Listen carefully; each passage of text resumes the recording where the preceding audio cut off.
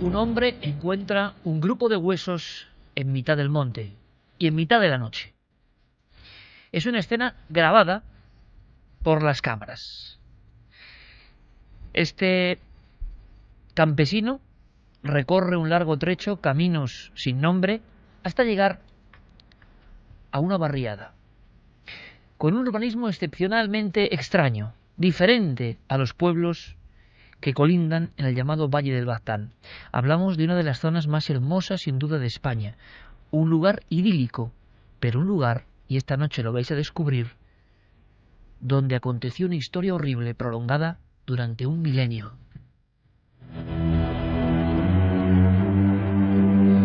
Casi como quien encuentra pruebas de algo prohibido, ese hombre del campo, que ha trabajado de noche sabiendo lo que hacía con su azadón, lleva la pequeña caja de madera donde hay metido los huesos como si fuese un tesoro de otro tiempo, un tesoro con cierta memoria histórica.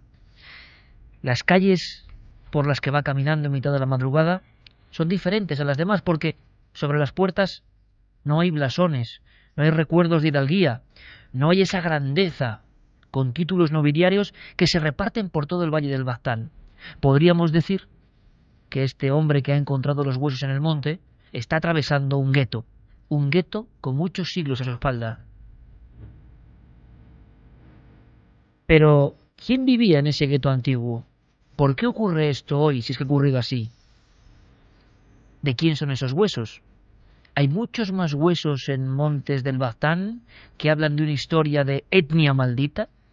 ¿Es posible que una etnia maldita, una etnia secularmente marginada, una etnia a la que se relacionaba con el maligno directamente y con pactos antiquísimos, es posible que todo eso siga vivo hoy, en el 2012?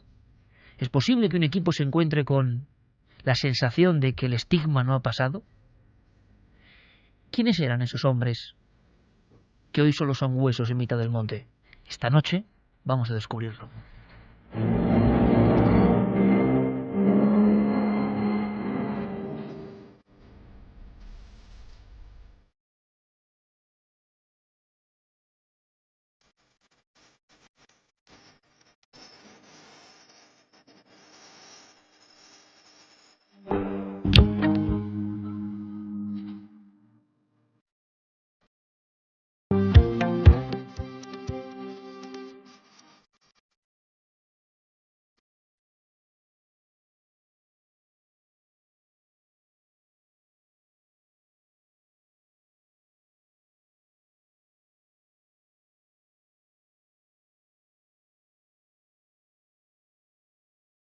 Una y 34 minutos. Con esta escena histórica y casi fantasmagórica llevada al celuloide, comenzamos nuestro dossier informativo de la semana, con un sinfín de historias y sobre todo, atención, no solo con opiniones y descubrimientos, hallazgos y novedades, sino con muchos sonidos. Va a haber que poner el oído avizor, si se puede expresar esta frase.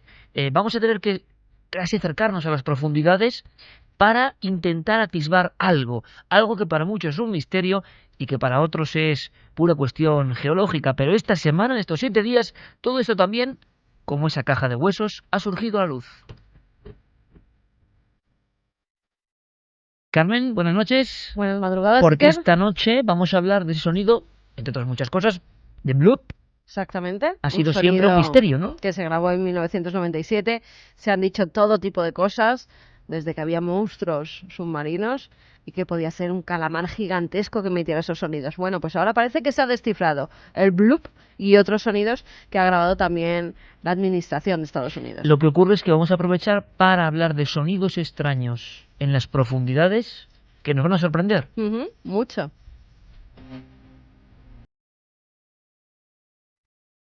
Santiago Camacho, compañero, buenas noches. Buenas noches, Iker. Estás muy emocionado con una historia que es muy actual, parece mentira, pero que para entender su esencia, también como en la primera escena, hay que viajar en el tiempo, ¿verdad? Pues sí, porque prácticamente todas las semanas contamos historias que podrían ser el comienzo de una novela, el comienzo de una película de suspense. Pero pocas veces me he encontrado con historias tan cuajadas en este sentido, que parece que la novela ya está escrita. Los ingredientes: un científico obsesionado, una sociedad secreta de la que no se sabía nada hasta ahora y un manuscrito que parecía indescifrable.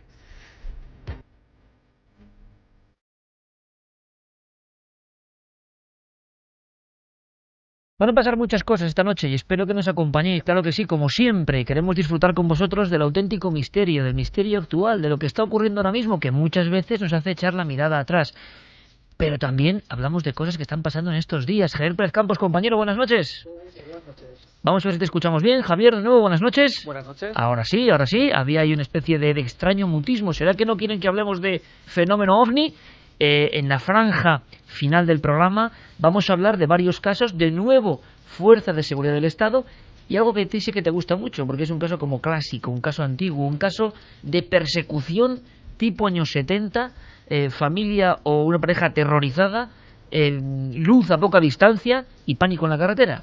Y precisamente, Iker, en una semana en la que los medios de comunicación empiezan a decir que el fenómeno ovni se está diluyendo y que la verdad podría no estar ahí fuera. Bueno, pues aunque los medios digan que ese fenómeno ovni parece desinflarse por momentos, nosotros estamos recibiendo informaciones de última hora impresionantes. Como dices, este caso, varias personas a bordo de un coche en una carretera española son perseguidas por una extraña luz que les causa un terror impresionante. Y ahora me vas a contar cómo la Guardia Civil se ha puesto en contacto con nosotros para nuevos casos, y yo creo que va a ser la muestra, la punta del iceberg, que dice que algo está ocurriendo. Como diría Carlos Murciano, algo flota sobre el mundo, y está pasando ahora, parece que sí, pero claro, la gran noticia de la que habla todo el mundo, tenemos que opinar, tenemos que contar, la va a traer en un instante Javier Sierra, recién llegado de tierras turcas.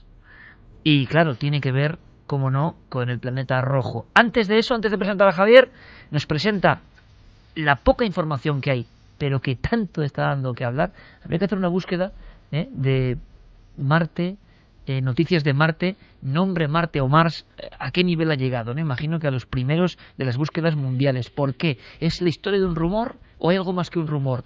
¿Va a ser una cosa que se quede en una piscina vacía, es decir, que no haya hilo del que tirar, o realmente estamos a las fronteras, como tantas otras veces ha dicho, de una gran noticia? Bueno, Carlos Cala nos cuenta los primeros datos. Algo parece estar cociéndose en la trastienda de la Agencia Nacional del Espacio de los Estados Unidos. Esta semana ha circulado por diversos medios internacionales el rumor de que el robot Curiosity ha encontrado algo en la superficie de Marte digno, y citamos literalmente, de figurar en los libros de historia. ¿De qué se trata? Hasta este momento nadie lo sabe, pero todo apunta a unas muestras tomadas por este ingenio teledirigido y analizadas en su pequeño y sofisticado laboratorio de a bordo. Uno de los investigadores de este proyecto de la NASA, John Grotzinger, ha confirmado que existe tal información, pero advierte de que está siendo examinada a conciencia por un equipo especializado antes de darla a conocer. ¿Qué se ha descubierto en Marte? De momento solo podemos esperar.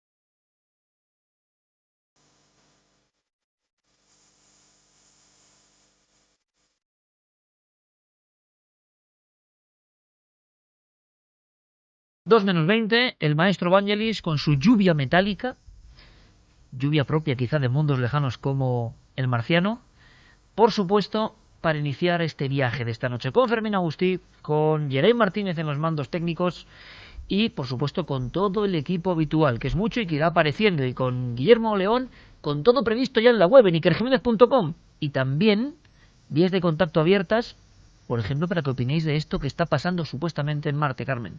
A través del correo electrónico, como siempre, milenio3 con número @cadenaser.com, y en las redes sociales nos pueden buscar en Nave del Misterio, en Twitter, en Facebook y en Google+.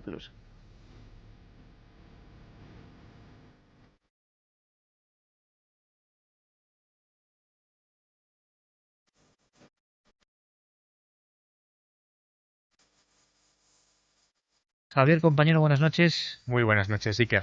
A mí que estos acordes siempre me han puesto los pelos de punta, Y a mí también. ¿verdad? Y además, quizás sean los más propios que tenemos en nuestra discoteca para hablar del tema que va a abrir Milenio 3 esta noche, que es Marte, el misterio marciano. Quizá, y por aquí podríamos empezar la crónica de lo que viene a continuación, habría que reflexionar sobre cómo apenas una frase pronunciada en la Radio Nacional Pública de los Estados Unidos, en la NPR, de apenas 3 segundos, ha conseguido crear una conmoción mundial. Una frase que, por cierto, yo no he oído reproducida en ningún medio de comunicación español en estas fechas, y mira que se ha hablado y se ha ido dando Una frase de 3 segundos. Una frase de 3 segundos. Monta el tsunami marciano. Una frase de 3 segundos que me gustaría que escucharas. Es la frase pronunciada por John Grotzinger este pasado martes, día 20, por la mañana, en el programa matinal estrella de la radio pública norteamericana, donde, en fin, anunciaba que había un descubrimiento a punto de darse a conocer. Escuchamos a John Grotzinger. Esta información va a entrar en los libros de historia. Tiene un aspecto realmente bueno. Esa es la frase que ha dado la vuelta al mundo, que ha conmocionado los cimientos de científicos y no científicos, porque de inmediato el rumor indica ¿qué demonios está pasando en el planeta rojo? No es la frase pronunciada por un personaje o un científico cualquiera. John Grotzinger es el responsable de los rover marcianos, de estos vehículos que en estos momentos, en fin, están explorando, especialmente Curiosity, la superficie de Marte. Grotzinger es el científico al mando de lo que se conoce técnicamente como el Mars Science Laboratory, que es el Curiosity, este vehículo tan extraño que tenemos en estos momentos sobre la superficie marciana. Él es geólogo, experto en la formación de océanos primitivos, y su obsesión desde el principio de esta misión ha sido el encontrar agua líquida en Marte, porque esto significaría que allí podría haber vida. Has dicho bien la palabra obsesión, porque yo no sé qué tiene Marte, pero todos los que se meten en su investigación, ya lo comentaremos, acaban absolutamente enganchados. Es un planeta diferente a los demás, quizá por ser el más cercano o el más investigado. Bueno, pues imagínate la reacción que ha provocado este personaje, Grotzinger, al dar a conocer, en fin, solamente con esa pincelada breve, que tienen en las manos un descubrimiento que, una vez que se compruebe, porque aquí viene el kit de la cuestión, va a entrar en los libros de historia. Todo el mundo ha supuesto inmediatamente que se trata de algo relacionado con la especialidad geológica de este investigador, con el hallazgo quizá de agua o de algún otro, de agua líquida o de algún otro elemento que permita la vida en el planeta Marte, y que, en fin, está siendo meticulosamente confirmado por el equipo que está detrás de este asunto, para darse a conocer en una fecha que ya está anunciada, el próximo 3 de diciembre. Hombre, desde luego, Javier, yo quiero que Santi por lo menos luego me diga más o menos qué se rumorea en su mundo, en ese otro mundo que no es Marte, es el mundo de la conspiración, lo alternativo, porque lo que sí es extraño es que algo que se está trabajando con esta minuciosidad, claro, hoy en día con las redes sociales uno dice, las indiscreciones de todo tipo de personajes a mí me dejan alucinado, pero a este nivel, que alguien sea indiscreto, no sé, o no ha sido indiscreto. O quizá no ha sido indiscreto, efectivamente. Quizá lo que ha hecho ha sido, en fin, lanzar un globo sonda para ver qué repercusión podría tener este asunto, porque lo ha hecho en una entrevista que sabía que iba a tener mucha audiencia, que ha tenido efectivamente mucha repercusión y mucho eco en otros medios de comunicación, pero es que además yo creo que lo ha hecho para también acallar algo que hemos comentado en este programa en semanas anteriores. Yo no sé si recuerdas una noticia que dimos en Milenio 3 sobre la posibilidad de que el Curiosity de Marte hubiera llevado contaminación biológica al planeta rojo, que ese taladro famoso que hoy es el eje de la controversia, porque se supone que es la herramienta que ha capturado las muestras que podrían contener formas de vida o moléculas de vida y que podrían darse a conocer el próximo 3 de diciembre, bueno, pues que ese taladro hubiera podido llevar contaminación desde la Tierra. Hubiésemos infectado, ¿no?, con una aguja de la Tierra. Exacto, la historia es muy curiosa y hemos averiguado más desde que dimos la noticia por primera vez. Lo que ocurrió fue que 6 meses antes del lanzamiento de la Curiosity a Marte, en fin, a los técnicos les entró de repente la preocupación de que ese taladro, si no se reforzaba en su estructura, en fin, al entrar en la superficie marciana y darse un golpe impropio contra el suelo marciano, podría desestabilizarse y podría hacer fracasar la misión completa. Y saltándose los mínimos protocolos,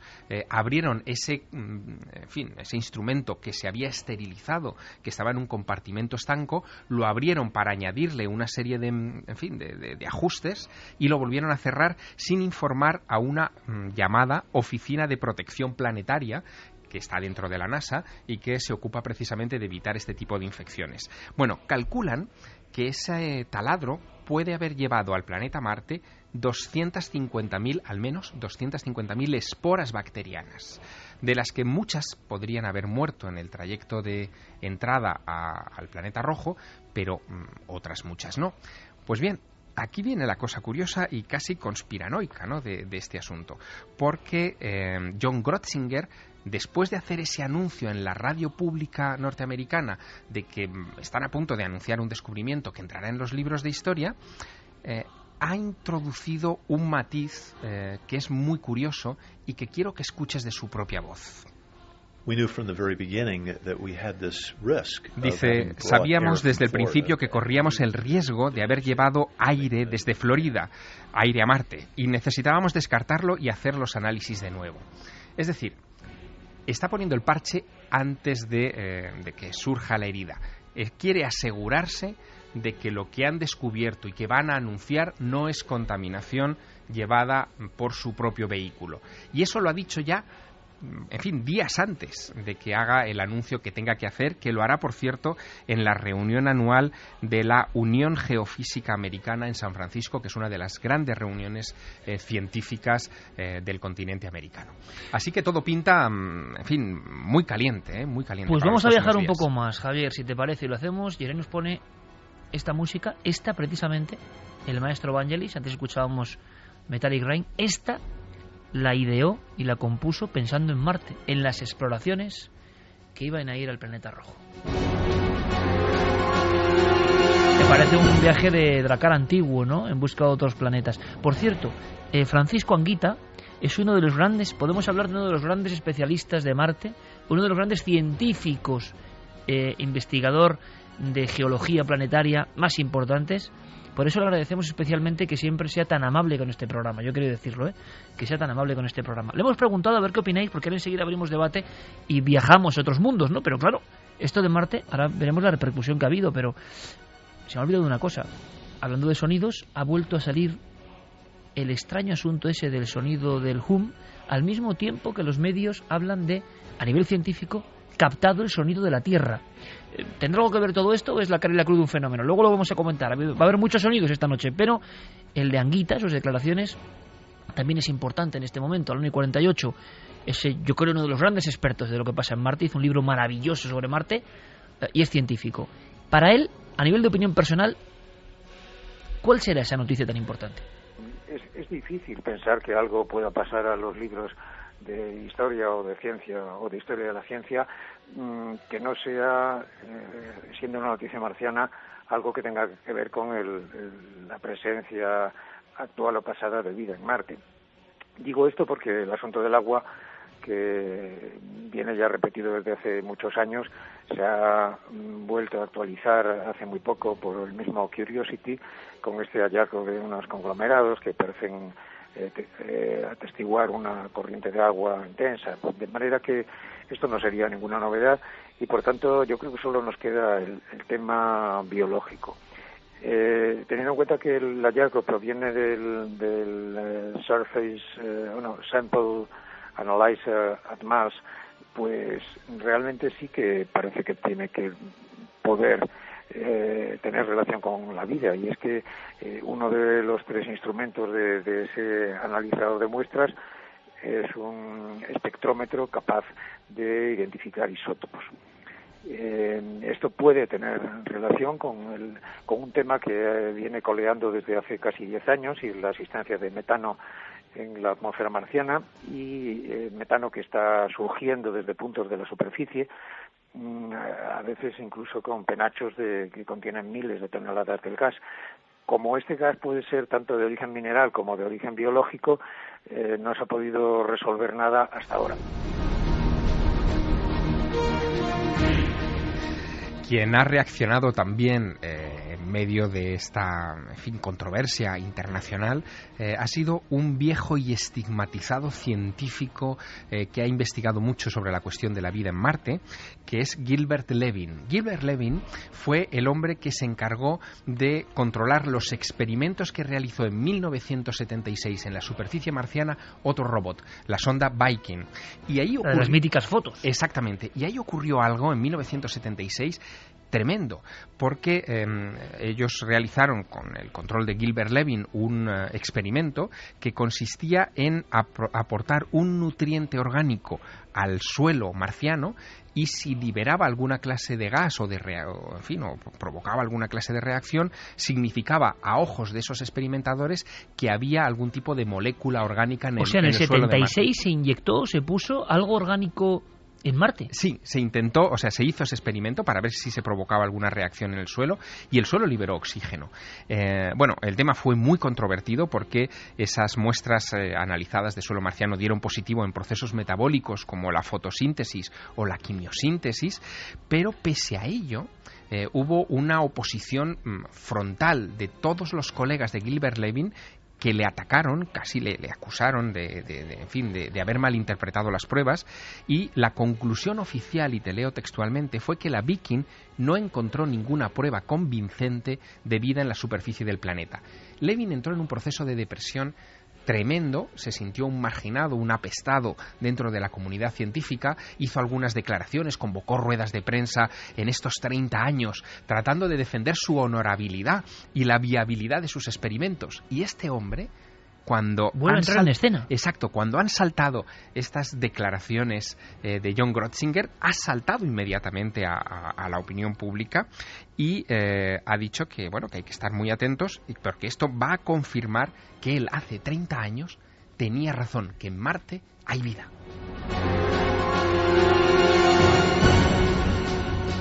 Desde luego que es un lujo contar con amigos como Javier Sierra, que tienen alma de periodista pero también de novelista, ¿no? Porque todo lo que estaba contando ahora mismo parecía una trama que uno hace un libro. Es decir, el estigmatizado de Marte vuelve a escena diciendo: yo tenía razón y de alguna forma censurasteis mis experimentos. En este preciso instante, el año 53, navegando por el mundo, la prensa, ¿qué dice, Carmen, más o menos? ¿Cómo ha expresado esta noticia? ¿Qué se ha dicho a nivel de Pues mira, hay titulares rotativos? Que dicen que es lo asombroso que el Curiosity descubrió en Marte. El descubrimiento de Curiosity en Marte cambiará los libros de historia. Marte Curiosity hace descubrimiento que cambiará los libros de historia. Es la frase que repiten casi todas las cabeceras. Luego, ¿de verdad hay vida en Marte? De verdad hay vida en Marte. Vida en Marte. Habrían encontrado moléculas orgánicas. Ha descubierto Curiosity moléculas orgánicas en Marte. Santi, conspiración, factor conspiración. ¿Qué se está diciendo en esos otros rotativos, más bien digitales, y que forman ya una manera, ¿no?, global de ver las cosas? ¿Qué se está diciendo? Pues se ven las cosas con pesimismo. Se ven las cosas con pesimismo porque, más que fijarse en las declaraciones de Grotzinger, se están fijando en la rueda de prensa que al día siguiente dio Guy Webster, que es el jefe de prensa del Jet Propulsion Laboratory. Básicamente, para entendernos, es la voz de la institución. Es decir, no es un jefe de departamento de la institución, sino es el que habla por la propia NASA. Y básicamente en esta rueda de prensa dijo: bueno, la propia misión del Curiosity ya de por sí va a pasar a los libros de historia, y el doctor Grotzinger se puede haber dejado llevar por el entusiasmo, que es muy propio de él, ya lo ha hecho antes, y seguramente... Pero parece una acción-reacción que siempre ocurre con casi todo, ¿no? Sí, y seguramente lo hará en el futuro, pero, y cito textualmente, no hay nada específico en el futuro que sea revolucionario. Lo cual, evidentemente, a los más suspicaces les ha hecho pensar que se haya descubierto lo que se haya descubierto, Grotzinger le van a hacer recular y le van a hacer que, por lo menos hasta que tenga más verificado el hallazgo, o quién sabe, si pueden pasar incluso años, le van a intentar silenciar este O sea, un caso como el que acaba de contar Javier, pero repetido de alguna manera. Bueno, es que la NASA ha tenido muchos problemas con el asunto marciano, y no hay más que echar mano de las hemerotecas para encontrarnos con otros tropezones. Yo creo que si saco a la palestra el famoso meteorito de Alan Hills, el famoso ALH 84 4001 saltarán con gusanos, entre comillas, exactamente, en su estructura, ¿no? Sí, lo que ocurrió fue que la NASA analiza un meteorito venido de Marte, encontrado en la Antártida el 27 de diciembre de 1984, y cuando lo cortan, lo seccionan con sus sierras de alta precisión, descubren que en el corazón de ese meteorito hay una serie de gusanos, unas 100 veces más pequeñas que un microorganismo terrestre, y interpretan que se trata de algo vivo, es decir, de una estructura viva. La portada con esos gusanos de los medios de comunicación fue instantánea. Clinton, recuerdo, haciendo una rueda de prensa. Exacto, Clinton dio una rueda de prensa anunciando la existencia. Y eso fue una gran metedura de pata, ¿no? Digamos, que ha traído mucha cola. Hay quien dice, yo lo digo por ser conspiranoico, y ahora enseguida, antes de pasar al otro tema, escuchamos vuestras opiniones, que son fundamentales en las vías de contacto de la Nave del Misterio. Pero la sensación de muchos piensan, que hay un intento, Javier, Santi, de mantener en vilo con el tema Marte al gran público, porque es la única forma de que en el inconsciente colectivo, precisamente, sobre todo los americanos, piensen que no hay que dejar de financiar este tipo de proyectos que no alcanzan su meta así inmediata, pero que con estos bombazos o esta sensación que a veces puede ser contraproducente, es como esos programas, dejas todo para el final y luego al final no hay nada. Entonces vamos a hablar con... Eso es peligroso, porque al final la gente se cansa. Entonces, si está ocurriendo algo parecido, se preguntan muchos, ¿no? Pero claro, también parece un poco fuerte que uno de los máximos responsables diga esa frase, algo que va a pasar en los libros de historia. No es cualquier frase. A ver, hay que especular, evidentemente, pero si no se anunciase vida el próximo 3 de diciembre en San Francisco, en esta reunión importantísima que va a tener lugar, una de las cosas que podrían quizá anunciarse es un estudio sobre los niveles de radiación en la superficie del planeta, que podrían ser menores de lo que se supone, por lo tanto, la posibilidad de que se desarrolle o se hubiera desarrollado vida en el pasado crecería exponencialmente, pero sobre todo permitiría algo que va mucho en la línea de lo que acabas de decir, Iker. Permitiría la llegada de seres humanos a Marte y la instalación de colonias para grandes permanencias en el planeta rojo. Pero yo pregunto, lanzo la cuestión, una cuestión, repito, de ese tipo es para libros de ciencia, no para libros de historia, quizá, ¿no? Sí. Libros de historia, uno cree ya que es algo que cambia nuestro concepto de la realidad, ¿no? Sí, vida. Apuntando lo que sugerías hace un momento, también hay que explicar un poco cómo funcionan las cosas en Estados Unidos, que tiene muy poco que ver con el funcionamiento de cualquier otro gobierno. Básicamente, todas las agencias federales y todas las instituciones del gobierno dependen del Comité de Asignaciones Presupuestarias del Senado. No hay unos presupuestos nacionales fijos, sino que hay determinadas cantidades que ese comité aprueba o no aprueba para tal o cual proyecto. Cuando hay época de restricciones como es esta, pues las agencias como el FBI enseguida se embarcan en grandes redadas mediáticas, en grandes cosas que salgan en las noticias. Los militares hacen grandes operaciones que invitan a reporteros a filmarlas también para defender. Y la NASA también hace cosas de estas. ¿Qué quiero decir con esto? Que puede ser, realmente puede ser, pero yo opto más porque Grötzinger realmente se ha dejado llevar por un entusiasmo, en mi opinión, justificado. Luego lo que ya le dejen decir es otra cosa. Pero no creo que alguien que tiene un prestigio científico que defender diga unas palabras tan sumamente gruesas si no está respaldado no solamente por unos datos encontrados y me voy rápidamente a contarlo a la prensa, sino por unos datos contrastados. Suena y vueltos a contrastar. Todo muy raro, es todo muy... es una historia llena de contradicciones, la forma de darlas a conocer. ¿Qué opina nuestro público? Que a veces es el más sabio de todos, ¿no? ¿Qué siente el público? Nos dice Baltasar Martínez, los americanos nos están dando los primeros capítulos, poco a poco ya descubiertos hace años, como siempre. Edu Herrera, a mí lo de Marte me suena más a una prueba para ver la reacción de la gente.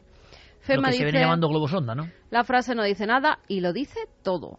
Sar G. Martín dice, no es muy curioso que justo en estas fechas estén dándole vueltas a cómo decirnos que existe o ha existido vida en otro planeta. Yo lo pensaba, ¿Nos están preparando para algo? ¿Alguna razón para que los medios mayoritarios se hayan hecho mutis ante algo que como mínimo es noticia digna de ser informada? Es curioso porque lo pensaba, si se da noticia de vida, que sea en diciembre del 2012...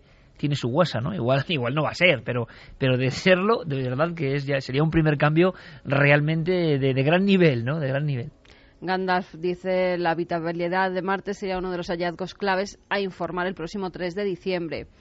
Perdicas, la habitabilidad, poco, claro, pero eso no es lo mismo, claro. Poco a poco dan la información, seguro que no estamos solos.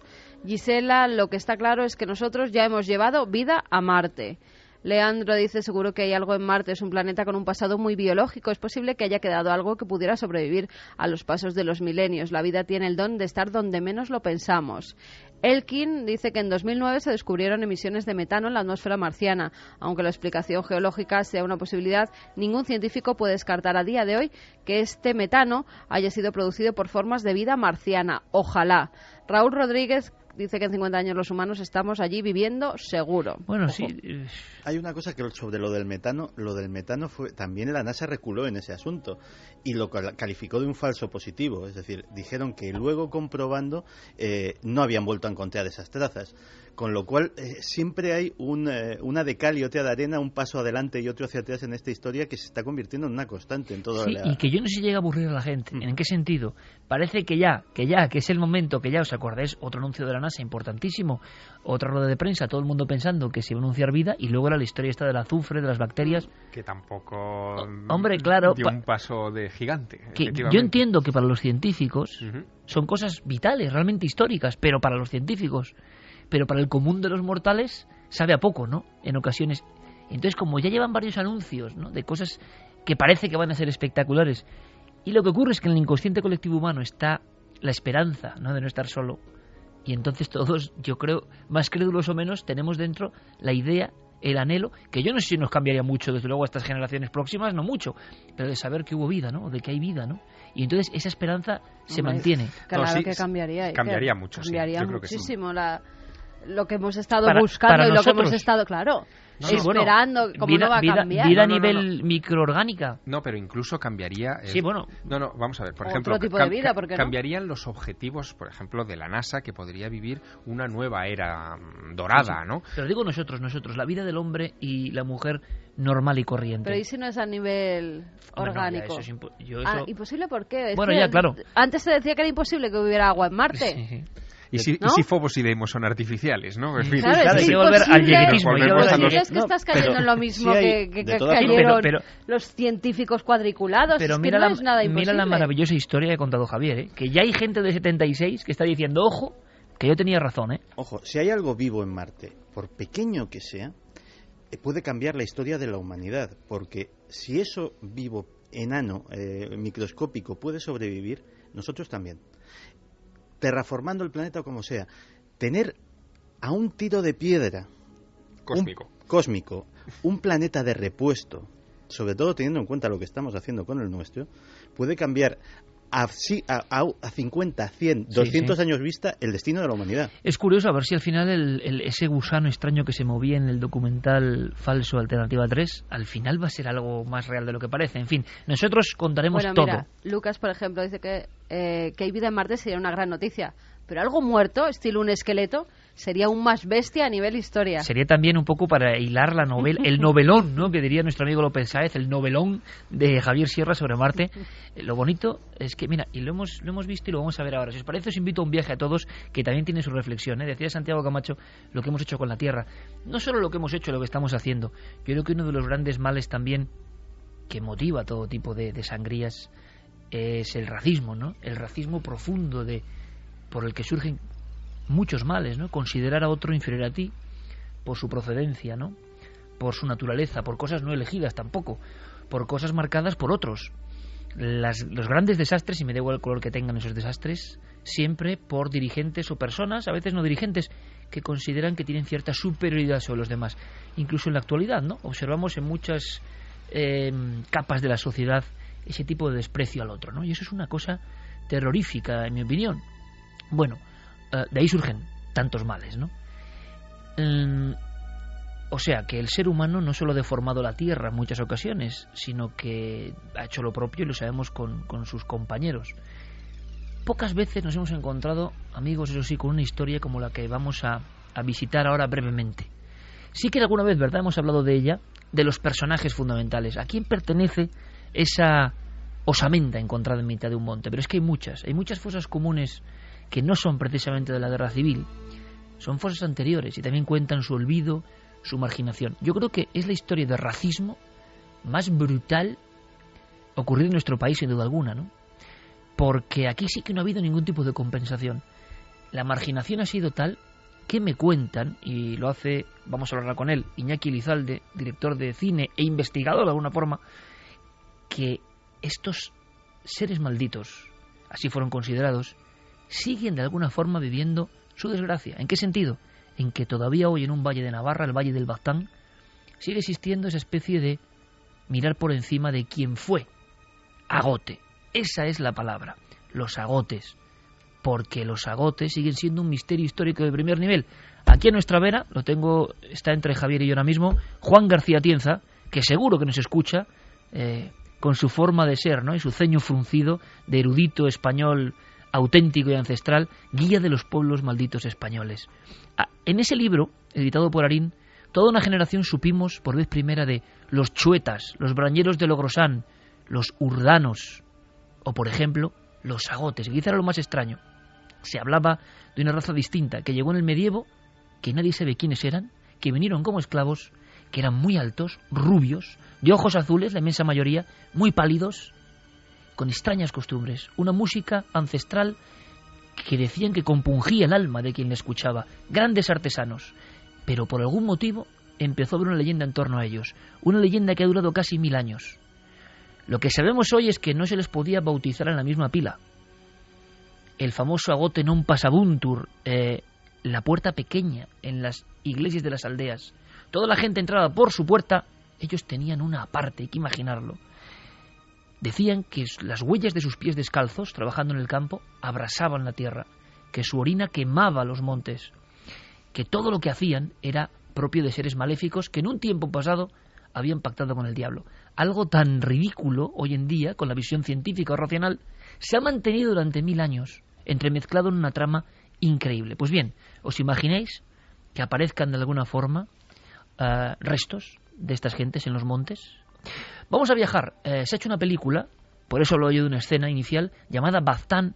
Es una película muy sui generis, es una película que seguro para los interesados del tema de los agotes puede ser, porque se habla de investigación también, sobre este extraño enigma de un pueblo que tiene descendientes todavía hoy, que de alguna forma vivió esclavizado, maldito, condenado a su suerte desde el siglo XII en las alturas de Navarra.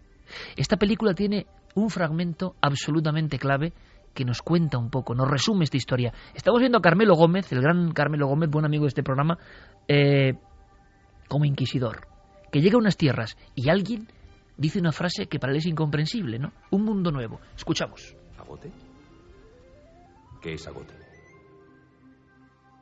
Alcalde, le estoy haciendo una pregunta. ¿Qué es agote? Agote. Mala gente. Solo traen daños. Deshonra y vergüenza. Padre, ¿qué sabe vuestra merced de todo este asunto, padre? Contagian enfermedades. No conozco mucho del caso, vuestra merced, pero he oído que son una especie de herejes con el rabo de Satán. Interesante, muy interesante.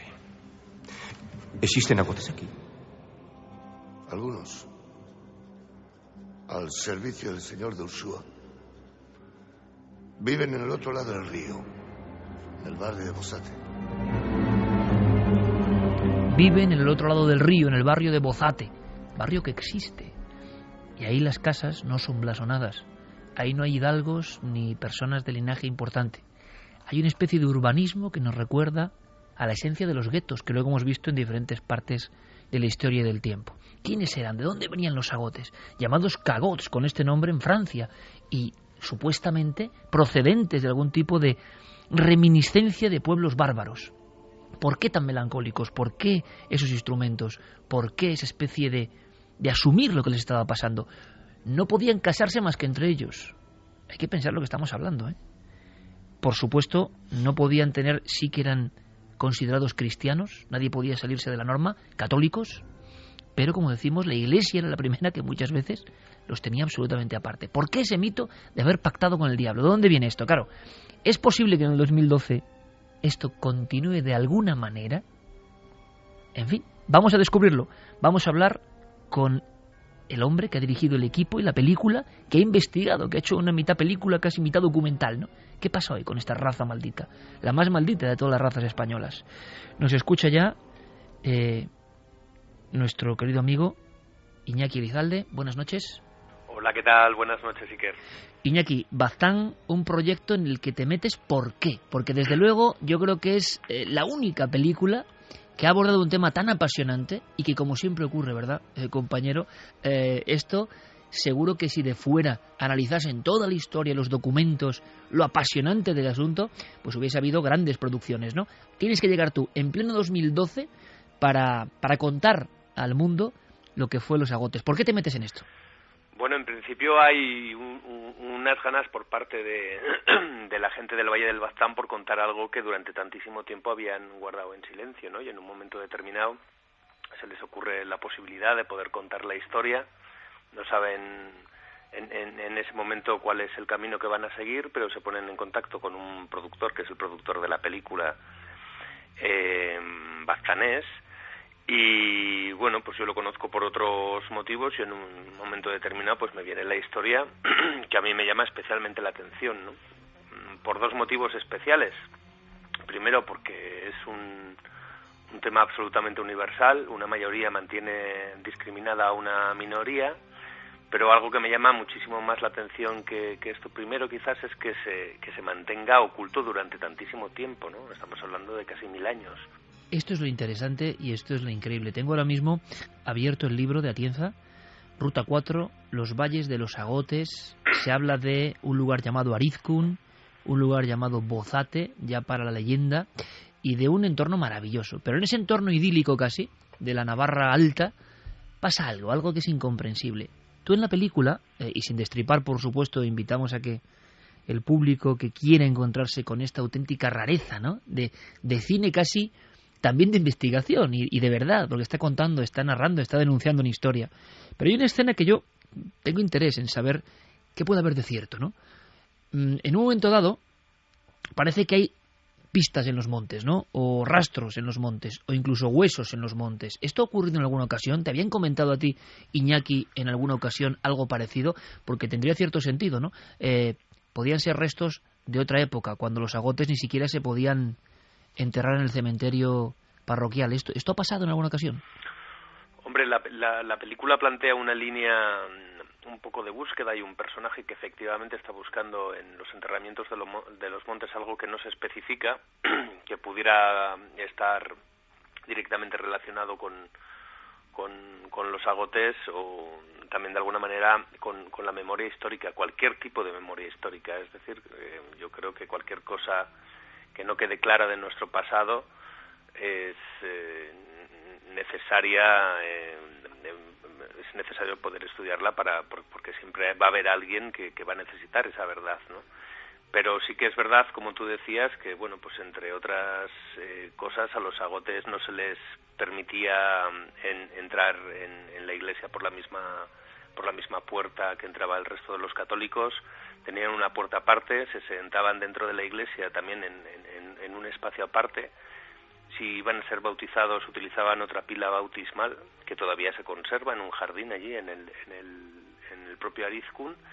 Y lo que, bueno, pues a nosotros, me refiero a Michel Gaztambide y a mí, que somos los guionistas de la película, nos pareció más curioso, ¿no? No se permitía enterrar a los agotes en el mismo cementerio que se enterraban al resto de la gente del Baztán. Por lo tanto, bueno, los enterramientos de alguna manera del arca o eran paralelos al cementerio pero al otro lado de la tapia o en los montes, ¿no? Y bueno, pues dicho con palabras de la actualidad, pues los montes están llenos de fosas comunes. Es verdad que eso es impactante porque te conecta directamente con una historia, como tú decías, casi milenaria, una historia de racismo o algo más que racismo incomprensible, porque, claro, ¿qué queda de los agotes hoy, Iñaki? Esa sería un poco una parte de la investigación que nos interesa. En la película, y tampoco hay muchas más pistas, pero hay una especie de constante referencia, ¿no?, a algo que está ocurriendo, el trabajo de un equipo que se encuentra en su labor artística con un enigma que muchos quieren silenciar. ¿Ese silencio en torno a los agotes, esa vergüenza o esa estigmatización continúan hoy?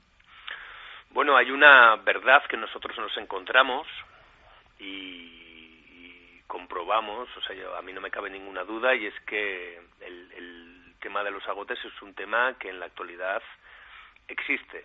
Hay un diálogo entre el propio Carmelo Gómez en un momento de la película, cuando le pregunta a un concejal, ¿no? Pero los agotes, el tema de los agotes sigue existiendo, y el concejal le dice, sí, pero no es lo mismo. Pero se sabe quién es agote y quiénes no, le dice Carmelo. Y el concejal le contesta, sí, se sabe. Y Carmelo acaba diciendo, sí, pues entonces si se sabe es que está, ¿no? Cuando íbamos a Bozate, y los días que rodamos en Bozate, pues siempre fueron días con cierta tensión, ¿no? Hay un tema que se ha mantenido a lo largo del tiempo. Los abuelos todavía recuerdan que cuando eran niños, los abuelos agotes, el resto de los niños les tiraban piedras para que no pudiesen entrar en la escuela. O todavía recuerda alguno como, bueno, pues los propios agotes iban a las fiestas de Arizkun a tocar el chistu para que el resto de la gente pudiese bailar, pero a ellos no se les permitía poder bailar o poder relacionarse con gente del propio pueblo. Por lo tanto existe, y eso existe hasta que llegamos nosotros, eso seguía existiendo de alguna manera, ¿no? Nosotros siempre quisimos proponer la película de una manera conciliadora, pero en la actualidad todo el mundo sabe quién es agote y quién es no. En los años 50, por lo tanto, años 40, esto pasaba. Prácticamente tenemos la imagen de unos seres humanos que se les acusaba poco menos que de pactar con el diablo, de contaminar los campos con las plantas de sus pies. Estos son documentos reales, ¿no? Que han pesado mucho sobre esa zona de Navarra. Sí, en el siglo XV, siglo XVI se le pide al Papa, bueno, porque en definitiva eran tan católicos como el resto, y bueno, pues hay un intento, bueno, pues se normalice su situación. El Papa de Roma pide a las Cortes de Navarra en ese momento que efectivamente se normalice la situación.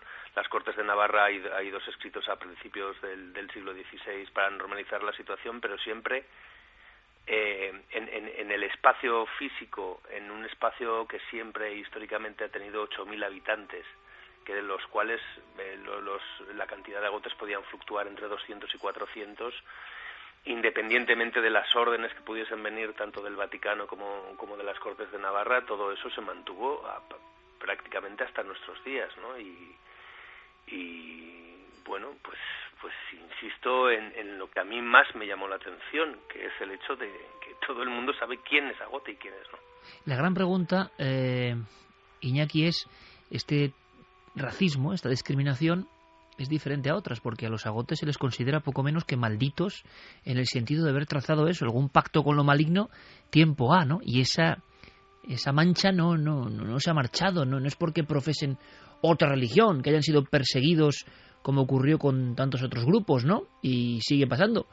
Pero en este caso parece que la cuestión es mucho más esotérica o espiritual, no sé, ¿de dónde vendrá ese estigma hacia los agotes, no? Bueno, yo creo que hay dos cosas importantes, ¿no? La primera es que el grupo baztanés es un grupo muy cerrado, y luego incluso en la actualidad, que es un poco de lo que estábamos hablando, ¿no? En este último momento. Y luego, bueno, pues el hecho diferenciador, aquel, ¿no? En un momento determinado, alguien trae, el terrateniente de aquella época, en el siglo XII, trae a un grupo de personas para que sean sus siervos o sus esclavos, y pronto se ve que la relación con la gente del valle no va a ser posible y se le recluye en un gueto. Entonces yo creo que más que el hecho específico de creerlos, bueno, pues seres poco vinculados a aquellos seres humanos que habitaban el valle, yo creo que lo especial de todo el tema es que efectivamente empezó así. Estamos hablando de la Edad Media, y de alguna manera curiosísima se ha seguido manteniendo hasta nuestros días, ¿no? O sea, efectivamente no hablan de que por aquellos espacios donde ellos pisaban no volvía a crecer la hierba, etcétera, etcétera, pero todo eso de alguna manera y curiosamente después de tantos años sigue quedando. ¿Queda alguna marca, algún recuerdo en piedra de los agotes hoy? ¿Queda algo de ese Bozate que puede recordarnos directamente historias del pasado? Hombre, de Bozate queda algo que es muy impactante. Todas las casas del valle que siguen un poco el modelo arquitectónico vasco, que son los caseríos en 3 plantas, donde en la planta de abajo vivía la ganadería, en la planta del centro vivía la familia que se calentaba con la ganadería de la parte de abajo, y en el Sabay, que era la parte de arriba, pues se guardaba un poco la comida para unos y para otros. Tú cuando entras a Baztán, prácticamente todo es así, la estructura arquitectónica es así hasta que llegas a Bozate, y en Bozate, bueno, pues ves una suerte de irregularidad arquitectónica. No se les permitía a los agotes tener tierras ni ganado, bueno, pues vivían de alguna forma tal y como podían, haciendo con barro, construyendo sus propias viviendas, y eso sigue reflejado porque no por mucho que se haya podido transformar, se ha tenido que de alguna manera utilizar esa arquitectura que viene pues de hace siglos, ¿no? Y parece que estás, bueno, pues en otro espacio absolutamente distinto. Un poco uno de los primeros guetos de la historia, ¿no? Para una raza maldita. Y ha habido polémica, por cierto, Iñaki, con la película, con la filmación. ¿Cómo ha sentado esto en Navarra y en el Valle de Baztán? Era una de las cosas, después del estreno del Festival de San Sebastián, que más me preocupaban, entre comillas. Es decir, viene un señor de fuera a hacer una historia que nos toca tan de cerca, cuenta, bueno, una historia en una película que no tiene un planteamiento narrativo habitual, y bueno, pues a ver cómo podía ser recibida, ¿no? Y yo, bueno, pues Unax Ugalde siempre habla desde el principio, además, desde que vio la película, de conciliación, ¿no? De sonrisa. Es un tema terrible, es un tema, bueno, sobre todo su personaje sufre mucho a lo largo de toda la película, pero sin embargo te queda un poco el hecho de la necesidad de partir de la idea de todos vivimos en un mismo barrio de vecinos, debemos intentar por encima de todas las cosas llevarnos bien, ¿no? Y esa sensación de conciliación, bueno, nos ha pasado esto a lo largo de todo el tiempo. Nuestros hijos ya lo vivirán de otra manera totalmente distinta, y las cosas se pueden llegar a superar, aunque hayan tardado tantísimo tiempo. Es un poco la sensación que tengo, Iker, y es una sensación sincera. Una sensación de decir, bueno, pues hemos hecho algo que ayuda a que se entiendan. Ojalá se entienda gente que ha sido vecinos toda su vida. Y separados durante 1000 años, ni más ni menos.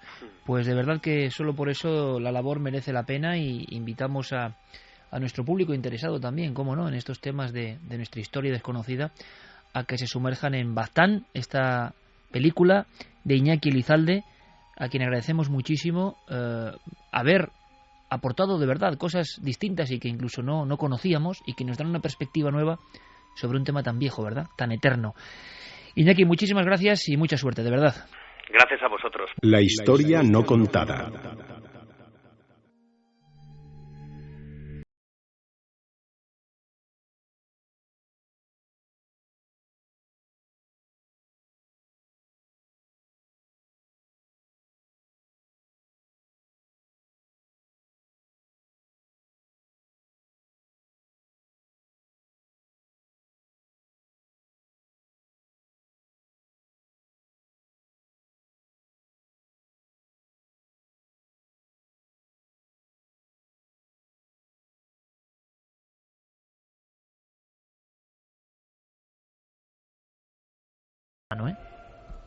Yo creo que una clave interpretativa para esta historia, y que podríamos utilizar como hilo de Ariadna para llegar a la identidad, al porqué de esa inquina contra los agotes, tiene que ver con el escrúpulo religioso. Ha salido mucho en la conversación con el director de la película, este detalle de que los bautizaban en una pila distinta a la de la parroquia, que sigue allí, o entraban al templo por una puerta o por una portezuela distinta.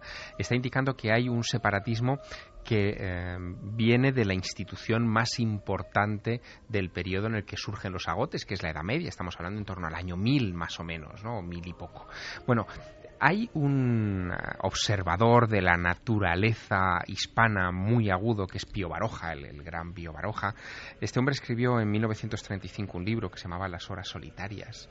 Era una especie de cuaderno de viaje. Él recorrió toda la península ibérica, pero especialmente las tierras del norte, las suyas, y hace un retrato de cómo son las gentes. No de vivía los lejos distintos los lugares. agotes, ¿eh? No, Era no. de Bidasoa, no vivía lejos. Exactamente. Bueno, pues Pío Baroja llega a identificar de alguna manera a los agotes con los cátaros, es decir, que son descendientes de los cátaros, que el origen de esa animadversión en toda la zona, no solo de Navarra, también de Aragón, también de Cataluña. ¿Y de Francia? También de Francia. Sí, señor, era un dato olvidado y que aparece también en Julio Caro Baroja, otro gran...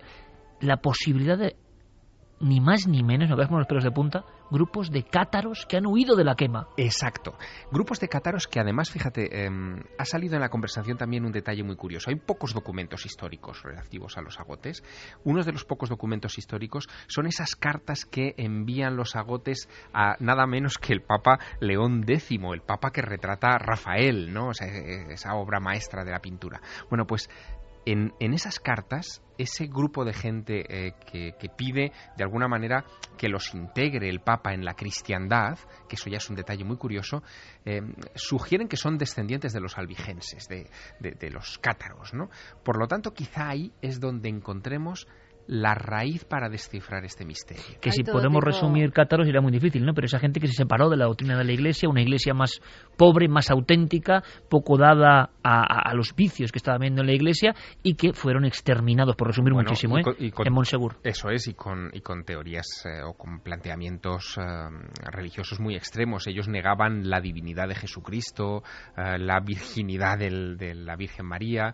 En fin. Permitían a la mujer estar en los ritos, digamos. Absolutamente. Es decir, era una herejía brutal, Carmen. Hay todo tipo de teorías sobre de dónde vienen los agotes. Incluso dicen que hay documentos desde el siglo XIII, desde 1288, que ya hablaban de ellos. Pero historiadores han llegado, muchos de ellos, a la conclusión de que podían tratarse de leprosos, que en un momento dado esos leprosos hubieran sido apartados de la sociedad y entonces ya tanto ellos, al ver que esa enfermedad no era real por algún tipo de característica que tenían en la piel, no era la enfermedad, sino era algo dermatológico. Pero muy que interesante. esa enfermedad no se desarrollara y tanto ellos como sus hijos como sus nietos hubieran estado ya por siempre como apestados, como socialmente apartados ante ese miedo de que la enfermedad pudiera surgir y se le pudiera pegar a los otros. Cuestión religiosa, como decía Javier, y muy interesante, cuestión científico-médica, porque si os dais cuenta, incluso en el fragmento de la película, se hace alusión a que causan enfermedad. Causan enfermedad en el campo y en las personas. Y eso que genera un miedo tremendo también en esos porque tiempos, se decía que olían mal, que traían enfermedades. Algunos decían que venían de Siria y que traían enfermedades de allí, que eran teorías diferentes. de todo tipo. Es que había... Uno de los grandes enigmas que poco se ha tratado, incluso hay alguna novela, ¿no? Pero poco, y lo tenemos en España, ¿no? Es que este país, para un etnógrafo, para un zoólogo, para un museo, botánico, es un museo. Pero para un etnógrafo...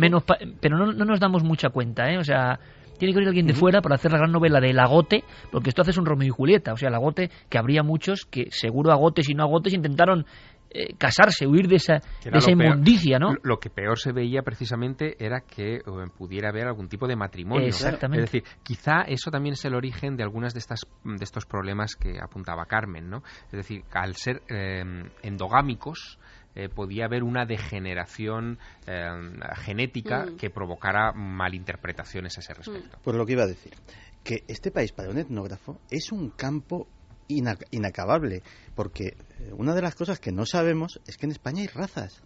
Hay varias razas, bastantes razas. No solamente estamos hablando de los agotes, están los vaqueiros de Alzada. Están los pasiegos. Están los mercheros, que los mercheros es un enigma también insondable, que han convivido en nuestras ciudades, al lado de los gitanos, en una posición muy difícil, sin ser ni payos ni gitanos, que muchos piensan que son antiguos moriscos que sobrevivieron a la expulsión y que se dedicaron a la vida nómada y así han ido viviendo con nosotros. Santi, los chuetas, brañeros de Logrosán, bueno, se mencionan. Si alguien quiere saber más, la película es Baztán, y luego si quiere alguien investigar, Julio Coro Baroja hizo algunos libros impresionantes. Hay alguna estudiosa italiana que hizo algún libro de agotes impresionante. Lo dicho, ¿no? Tiene que venir de la Universidad de Bolonia, pasarse 10 años y decir, este es el caso más increíble de la historia. El caso de, o sea, la descripción de Bozate o cómo tuvo que ser ese gueto es como un poco Auschwitz hace, si uno lo piensa, ¿no? Gente que no podía relacionarse.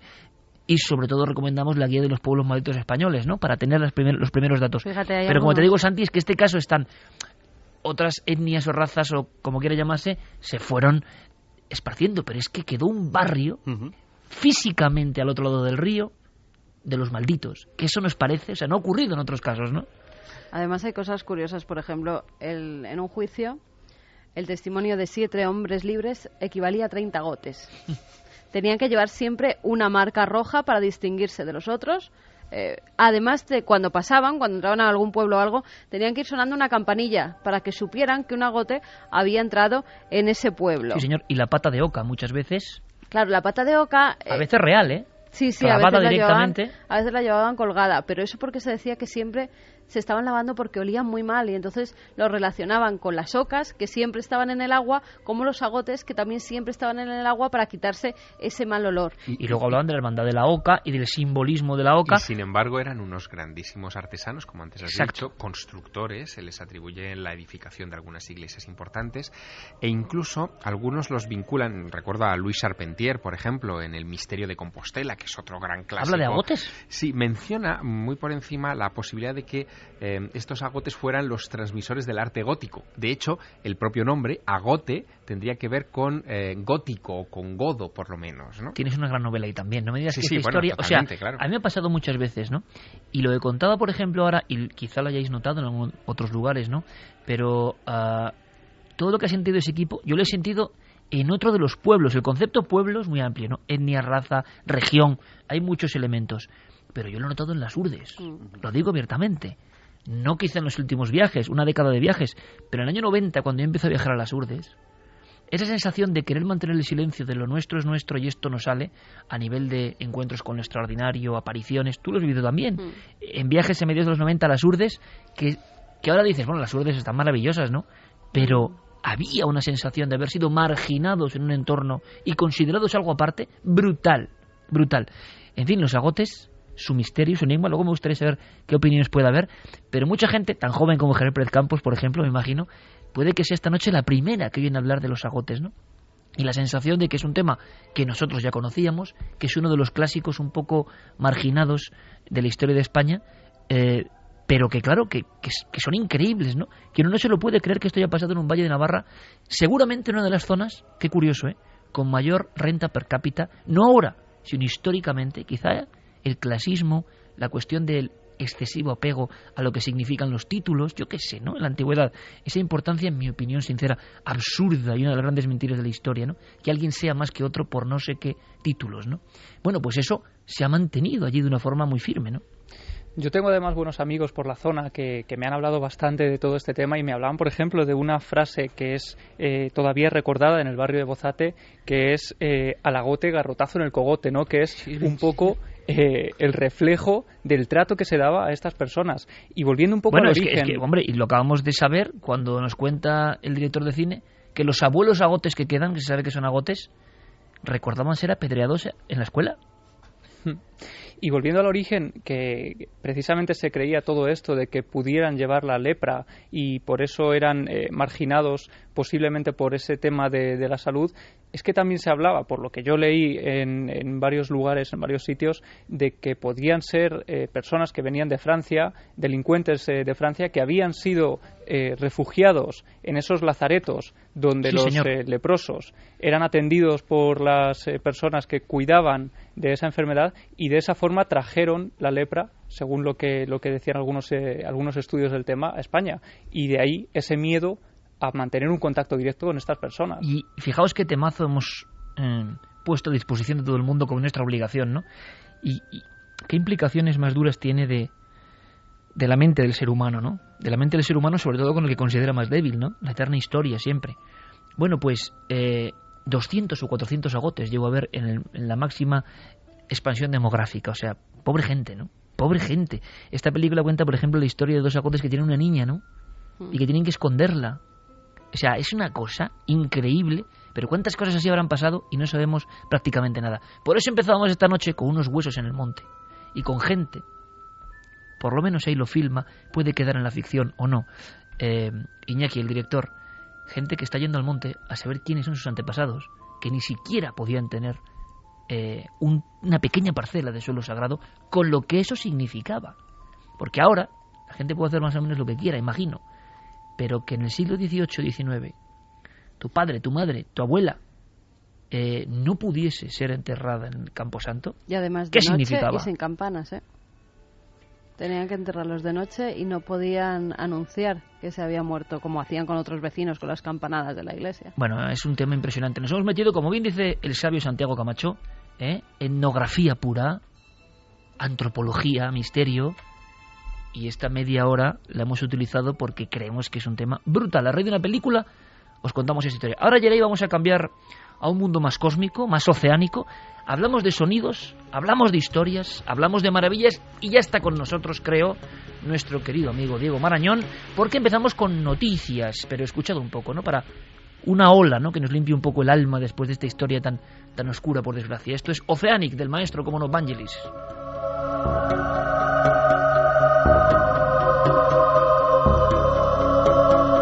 Y de alguna forma son cánticos, ¿no? Y hay cánticos, dicen, de la tierra, sonidos de la tierra. Diego Marañón, compañero, buenas noches. Hola, Iker, buenas noches, ¿qué tal? Bueno, ¿tú sabías de los agotes algo? Sí, lo había oído Vaya hablar. Historia, ¿eh? Alucinante. Impresionante. Y además tengo aquí cerquita Los Pasiegos, que también es otro pueblo de estos olvidados y perdidos. Sí, señor. Y sí, la verdad es que es muy interesante. Aunque yo creo que los pasiegos del Valle del Pas, que es otro, qué curioso, Valle de Baztán, Valle del Pas, y seguramente serán dos de los paisajes más impresionantes de nuestro país y de Europa. O sea, han ocurrido estos sitios a veces y las Urdes, en lugares de una belleza y de una sensación agreste brutal, ¿no? Y que eso, vamos, pasiegos. También, eso desde luego. A ver si vamos por allí pronto, Diego, porque Cantabria es un lugar con tanto misterio, pero el misterio nos lleva a sonidos. Toda la prensa mundial, y lo hacemos en crónica rápida, luego volveremos a conectar contigo, Diego, para hablar de sonidos de las profundidades, pero esta semana en toda la prensa mundial, como ya pasa habitualmente, sea cierto o no, se ha hablado de un sonido que, si quieres, lo escuchamos un poco y luego nos comentas qué es. Es un videoaficionado supuestamente grabando algo en Argentina, ¿no? Sí, es un videoaficionado de la ciudad de Comodoro Rivadavia que el pasado 14 de noviembre de 2012 grababa esto en el patio de su casa.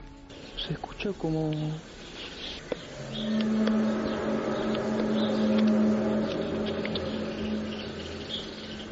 Espero que en el video se esté escuchando esto, porque no sé si está saliendo o no.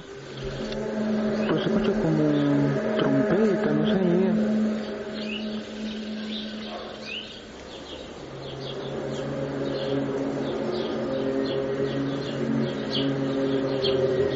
Creo que nuestros amigos oyentes de inmediato habrán identificado el famoso eco, el sonido de la trompeta. Decían trompetas del apocalipsis, ¿no? The Hum, ese último misterio de esta nueva década. Y que ha hecho correr ríos de tinta. Esto se ha reproducido por todo el mundo. ¿Cuál es la verdad, Diego? Pues efectivamente es una noticia que corría como la pólvora, sobre todo en la prensa de Argentina. No ha habido diario digital en el que no se haya reproducido. Y como digo, se supone que era una grabación que se había obtenido esta semana en esa ciudad, en Comodoro Rivadavia. ¿Cuál es el problema? Sería una grabación estupenda de ese zumbido si no fuera porque es absolutamente falsa. El problema es que tenemos una grabación anterior de la que ya hemos hablado en Milenio 3, incluso también en Cuarto Milenio. Se obtuvo en Kiev, en Ucrania, el 11 de agosto de 2011 y casualmente, o no tan casualmente, es el sonido, digamos, la banda sonora de ese vídeo original es el que se ha utilizado superpuesto en este nuevo vídeo en Argentina, hasta tal punto que los pájaros o los animales que se escuchaban en el vídeo de Kiev se escucha exactamente los mismos sonidos en el de Argentina. Un ejemplo es este pequeño corte que ponemos, Iker.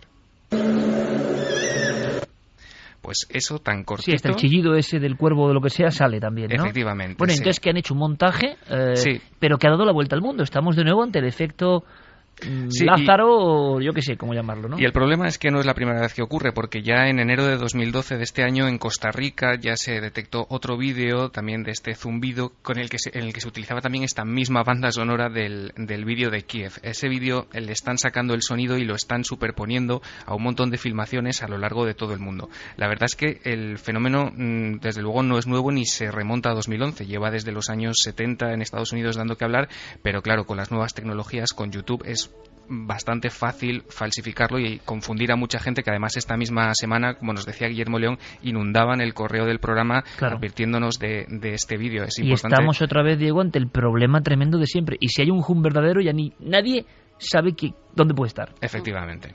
Hay además otra cosa muy curiosa, porque en la prensa digital argentina esto se ha acompañado de comentarios sobre las trompetas del apocalipsis. Recordemos también que nos estamos acercando a diciembre de 2012 y por lo tanto este tipo de noticias que podrían pasar por una broma, por una cosa menor, etcétera, de repente adquieren notoriedad precisamente por el momento en el que nos encontramos y hombre, yo creo que todavía nos quedarán algunas más por escuchar en estos próximos días. Estamos, Javier, pensando en el público que sabemos más o menos que nos sigue, ¿no? Y que tiene cierta preparación, yo creo, y cierta forma de estar, pero en personas muy impresionables o con creencias muy fuertes, pueden llegar a escuchar realmente una trompeta que es sobrecogedora en su sonido, ¿no? Y claro, no sé, generarles cierta angustia, ¿no? Todo esto en las fechas en las que estamos. En fin, ya aquí es un mare magnum. Cualquier noticia tiene que ser puesta en tela de juicio.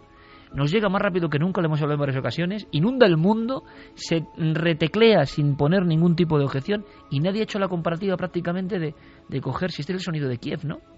A mí es que, y mira que llevo años en esto de Internet, no deja de maravillarme por qué hace la gente determinadas cosas. Y no se gana dinero. Gente con talento a veces, Sí, o sea, gente que incluso... tampoco se gana notoriedad propiamente dicha, porque siempre el autor de estas cosas termina anónimo. Fíjate, es absolutamente esperpéntico, pero es que no dejó de llamarme la atención. Huracán Sandy, calles de Nueva York. Había una reportera haciendo su crónica en una calle de que se hacía mucho viento, que se estaba lloviendo, y de repente, simplemente porque había allí una cámara, sale un tipo en calzoncillos con una cabeza de caballo puesta en la cabeza y haciendo footing. Nadie sabe quién es. El vídeo ha tenido millones de visitas porque lógicamente esto se ha hecho viral. Pero tú no contaste algo parecido en Google Street View o algo así, Santi, que uno de los personajes era un tipo con cabeza de caballo. Sí, este debe de estar cada vez que sale una cámara, debe de estar ahí preparado y ya te digo, no vende nada, no firma autógrafos, nadie sabe quién es. Es como ese personaje de La prensa del corazón, Mocito Feliz, ¿no? Que uno le graban y siempre aparece como por detrás, como si fuese una especie de espectro, tío. Siempre está en todas partes y dice, oye, ¿quién subvenciona a ese hombre, no? Claro, que vende el periódico como Farola, como La Farola, pues como alguno de esos. Pues viaja por todo el mundo. Pero viaja por toda España. Pero me he trasladado hasta aquí, que yo hace una semana me encontraba por plena Gran Vía de Madrid a una pareja, 2 personas, con esa cabeza de caballo andando por medio de la Gran Vía. Y no había cámaras ni había nada, iban andando de la mano. Total, y la gente alrededor... Es el ejemplo de la idiotez, perdón que les diga, pero la idiotez elevada a la enésima potencia, ¿no? Entonces, el idiota posiblemente sea yo, porque no consigo explicármelo. Seguramente habrá muchísima gente que me lo podría aclarar, pero yo no lo entiendo. Me debo estar haciendo viejo. Oye, Diego, pues esto con las tecnologías pasa, que uno se da cuenta que ya pierde el camino, Hay cosas que ya ni entiende. Sí. Normal, pasa siempre. Bueno, el apocalipsis debe estar llegando de una manera u otra cuando Mocito Feliz aparece en Milenio 3. Totalmente, esa es una señal brutal. Hombre, depende cómo se ilumine a este buen hombre, tiene que dar su miedo también. Claro, apareciendo detrás, ¿no? Es como una foto de Cuarto Milenio apareciendo detrás, ¿no? Siempre, y ves a un famoso y detrás, o sea, pero siempre sonriente, eso sí, eso está claro. En fin, vamos a correr un tupido velo. Hay muchos personajes así. Sí, un día habría que recopilarlos, sí. Canto de la Tierra, precisamente esta semana y no otra, al mismo tiempo que el fraude Hum. ¿Qué es el canto de la Tierra que vamos a escuchar ahora, Diego? Pues el canto de la Tierra es un sonido, un fenómeno electromagnético que lo causan ondas de plasma en los cinturones de radiación de la Tierra. ¿Esto qué quiere decir? Pues que no son ondas, digamos, audibles para el oído humano, sino que se trata de ondas de radio que salen del planeta a una frecuencia de entre 0 y 10 kilohercios, que seguramente a lo mejor Guillermo León ha escuchado alguna vez porque son habituales entre los radioaficionados. Es una manera de captarlas. Guillermo seguro que las ha captado bastante habitual. En su casa. Y lo que ha pasado esta semana es que la NASA ha hecho públicas unas grabaciones que ha recibido las sondas gemelas para tormentas del cinturón de radiación. Esas sondas han captado, digamos, lo que ellos han llamado el coro, que es este fenómeno, y cuyas grabaciones, si quieres, podemos escuchar. Y que esto es las frecuencias de radio o las ondas de radio que se escuchan desde el espacio provenientes del planeta Tierra.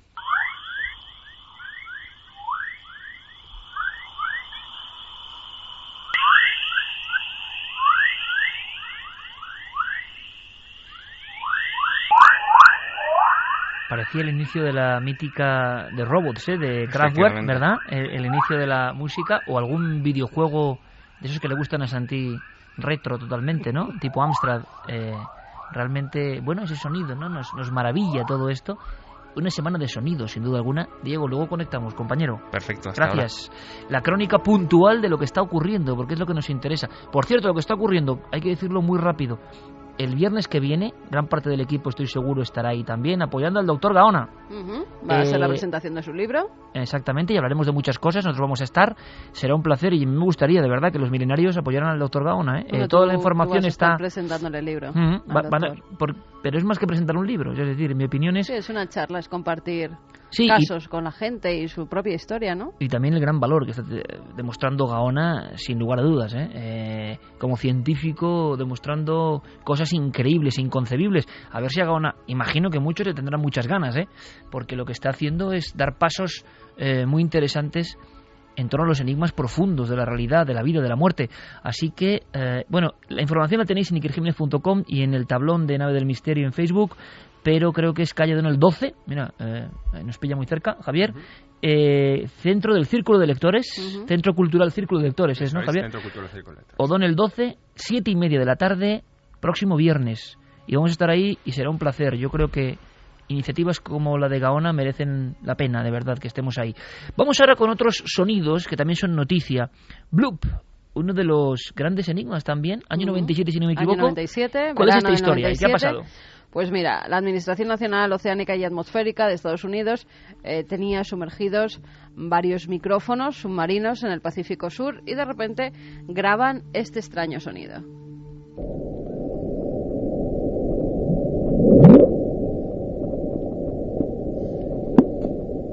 ¿Este es el bloop? ¿No? ¿Hay más? Sí. Es como bloop. Ajá. Pasa un rato, bloop. Micrófonos de alta profundidad y nadie sabía qué era. Bueno, ¿no? Micrófonos que ya utilizaba la Marina en Estados Unidos en los años 60 y que los hereda esta administración, con lo cual Estados Unidos, que siempre va con la última tecnología, es un poco extraño, ¿no?, que una administración tan potente pues utilice estos micrófonos en el año 97, siendo micrófonos que ya utilizaban para detectar a los submarinos rusos en los años 60. Bueno, pero habría que preguntarle, por ejemplo, a nuestro gran amigo y maestro Mariano Revilla, ¿no?, que él lo dice siempre, con los Nagra se grababa mejor que ahora, ¿eh? Es decir, hay instrumental antiguo en el mundo del audio que es difícil de superar, ¿eh? Me imagino que habrán superado la tecnología en el año 97 ya mucho más que... Pero bueno, utilizan esos micrófonos, graban el sonido y ya empiezan las especulaciones. Los científicos en un principio no saben qué es, apuntan a que es un tipo de maquinaria humana, no saben de qué tipo, a un calamar gigante o un pulpo gigante o incluso sonidos que pudiera hacer la ballena azul. Se graban esos sonidos verdaderamente y descartan porque no se parecen en nada, y en la espectrografía que hacen de los sonidos en las pantallas ven que no se parece. Y ahora la Administración Nacional Oceánica y Atmosférica dice que ya ha encontrado la solución. Al parecer son terremotos que se provocan al destruirse los icebergs, es decir, cuando se resquebrajan, cuando se rompen, hacen este tipo de sonidos. Esa es la conclusión a la que han llegado. Claro, pero lo raro de todo esto, que yo creo que puede estar muy bien, pero muchas veces uno dice, bueno, pero entonces habrá como 125.000 sonidos iguales que el bloop, ¿no? Claro, esto además... Porque los icebergs resquebrajándose... Claro, esto además lo interesante del sonido bloop del año 97 es que es captado en el Pacífico Sur por varios micrófonos o hidrófonos, exacto, que están separados entre sí 5.000 kilómetros, por lo tanto... Lo captan a la vez. Exacto, lo captan a la vez, lo registran, y de lo que estamos hablando, por lo tanto, es de una onda que viaja a gran velocidad y que es muy potente. Tuvo que ser, si se trata de un hielomoto, por Sí, aplicar un lo neologismo. llaman así. Claro, si esto es un hielomoto... se llama hielomoto. Sí, ellos ponen Icequake. Icequake, claro, pues tendría que ser algo, en fin, brutal. Y sin embargo, la investigación yo creo que no está concluida, porque la Administración Norteamericana del Océano y Atmosférica no ha presentado el informe correspondiente a, por ejemplo, un sismógrafo que hubiera detectado en ese momento algún tipo de impacto en la zona, en fin, del Polo Norte, donde podría haberse producido esa gran Lo que pasa conmoción. que dice que tienen los mismos sonidos ahora captados, ya saben cómo, con esos hidrófonos en el mar de Escocia. Y saben, precisamente porque allí se produce uno de estos terremotos en el hielo, saben que es ese sonido. Lo que no han dado a conocer es todavía el sonido que han grabado en el mar de Escocia, para ver si verdaderamente podemos comprobar que se asemeja con el bloop. Puede que tengan perfectamente la razón, pero es verdad que aquí han tardado mucho tiempo, desde el 97, 15 años. 15 años de misterio de un sonido, porque habitualmente, lo estamos viendo con lo del volcán Popocatépetl o cualquier historia, sea lo que sea, el intento de explicación, sea un bólido, sea lo que sea, yo no digo que no lo sea, pero el intento, como mucho, dura 4 o 5 días, ¿no? Y un misterio... Para que haya permíteme, Javier, para que haya una solución, se difunda por la red y la gente crea que ya está solucionado, sea verdad o no. Además, este es un misterio reconocido durante estos 15 años por la NOAA, por esta organización norteamericana, que tenía ese sonido puesto en su página web. Es decir, que no había que bucear mucho, nunca mejor dicho, para tropezarse con este enigma, con este interrogante que estaba, en fin, muy visible. Pues vamos a las profundidades, si os parece. Yeray Martínez, muy seriamente, nos ha puesto esta pista 4 de Waiting for Cousteau, de Jean-Michel Jarre, en honor, ¿no?, al gran comandante, y que es como estar. Escuchad un momento, por favor, es como estar avanzando por el océano interminable, lleno de secretos, de misterios. Vamos a aprovechar, pediremos por supuesto a nuestros compañeros que se queden un poquito más con nosotros, sobre todo porque Santi tiene una gran historia que contarnos, pero será a partir de las 3, una historia impresionante. Vamos a recordar rápidamente, aunque sea, esos sonidos increíbles que yo por lo menos creo que muchos no conozco. Mira, vamos ahora con el sonido Julia. Se produce el 1 de marzo de 1999 en la zona ecuatorial del Océano Pacífico. De nuevo son 2 hidrófonos los que captan durante 15 segundos nada más, y no se vuelve a repetir, que eso es lo extraño, este sonido, el sonido Julia.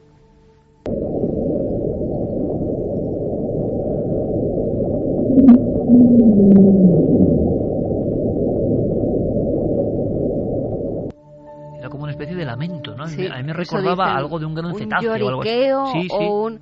Bueno, la explicación que dan: un gran iceberg que está varado en la Antártida y que se arrastra por el fondo marino y causa ese sonido. O sea, el rozamiento generaría esa onda sonora, ¿no? Generaría esa especie de lloriqueo, de lamento. El tercer sonido, el Ash Whip. Agosto de 1991. Un sistema de vigilancia de la NOAA graba por casualidad en el Pacífico este sonido.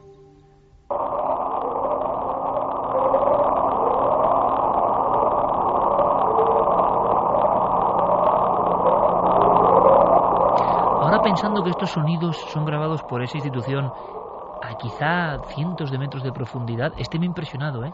Parece como si hubiera una vida electrónica allá abajo. Sí, además, fíjate, es curioso porque una de las funciones que cumplían estos hidrófonos y que quizá poca gente conozca era la de identificar el espectro sonoro de las hélices de submarinos, de barcos. Cada vehículo que transita tanto por la superficie como por debajo del mar tiene una característica acústica particular que la NOAA analiza. Es la matrícula sonora, de alguna forma, ¿no? Y sabe identificar inmediatamente en cuanto esos hidrófonos captan ese sonido. Esto da la sensación de ser algo mecánico, es verdad, pero algo les debió llamar la atención a los de la NOAA para que lo clasificaran entre sus sonidos no identificados. Mira, se dieron cuenta de que sobre todo alcanzaba los picos en primavera y en otoño, o sea que era un sonido que se repetía en esas estaciones, además en varios años. Llegaron a una conclusión: por la zona donde es captado, parece ser que es una zona de actividad volcánica submarina. y ese sonido podría ser cuando empieza la actividad volcánica, y por eso las fechas primavera y otoño. Joder, qué tema más interesante, ¿eh? Estoy pensando, con esta música de fondo y sabiendo que los micrófonos han hecho de espías y que puede haber precisamente espías humanos, puede haber criaturas desconocidas, puede haber movimientos de tierra. Una vez más, Javier, ¿no? Para otra novela, ¿no? Los que se encargan de escuchar el océano, ¿eh? Vamos con el Slow Down. Está grabado en mayo, el día 19, en 1997. Le ponen este nombre, como podríamos traducir, reducir la velocidad, o porque hay un descenso en la frecuencia, y entonces lo llaman así. Viene de la Antártida, y si quieres lo escuchamos y ahora damos la teoría que ellos apuntan.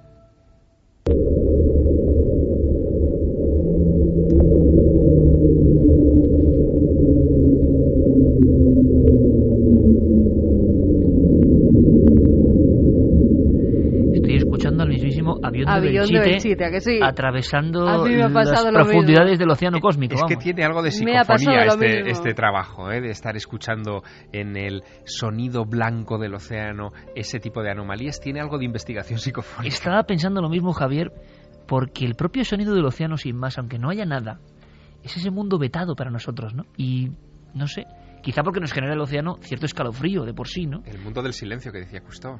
Bueno, conclusión, un iceberg golpeando el fondo e incluso golpeándose con otros icebergs más pequeños.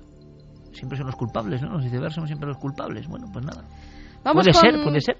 Con este que os va a sorprender. No os voy a decir ni el nombre que le han puesto para ver si vosotros llegáis a esa conclusión, y no lo mires, que lo tienes ahí apuntado porque has visto los cortes. Así que, Iker, tú no vale. Ponnos el sonido, Geray.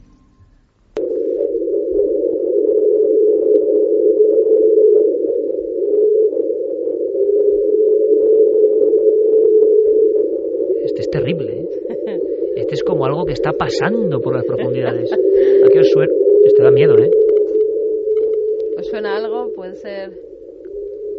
Parece como viento también, ¿no? Parece un poco... Sí, un aullido, un soplido. También, bueno, lo llaman el tren. El tren, claro. Es como el rozamiento de la locomotora de las locomotora con los raíles. Es grabado en 1997. Además, en este caso, como habréis notado, es un zumbido constante.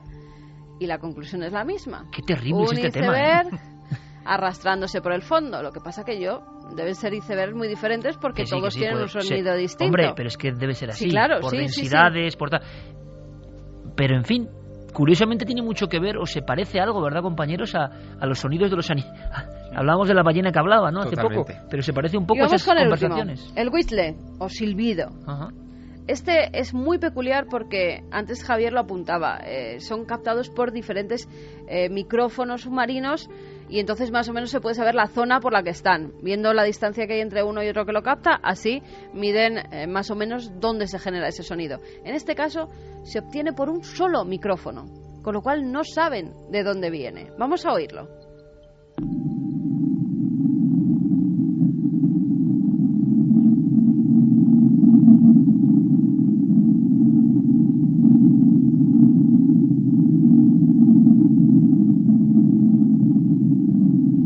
Ese ulular, ¿no?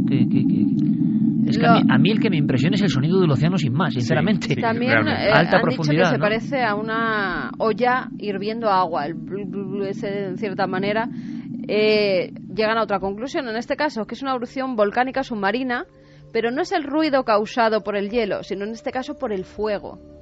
Bueno, me parece un temazo impresionante. Hemos buceado, nunca mejor dicho, ¿verdad? Como diría Jacques Bergier, ¿no?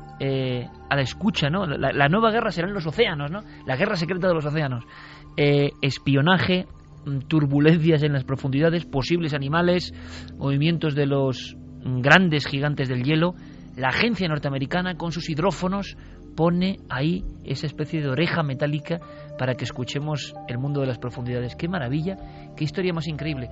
Y como os decía, esta música más que es muy especial, y le agradezco mucho a Yare que la ponga, porque es una de las primeras que yo puse en la radio en mi vida. Acababa de salir el álbum Waiting for Cousteau, año 90, sino 89-90, yo juraría que 90, y qué curioso. Era un fondo azul, alguno tendrá esa reliquia ya que es un CD, y a Michel Jarre, en una de sus últimas locuras gloriosas, hace tiempo que no hace una, interpreta este sonido como el de la profundidad, y curiosamente la portada solo tiene una imagen, una gran oreja.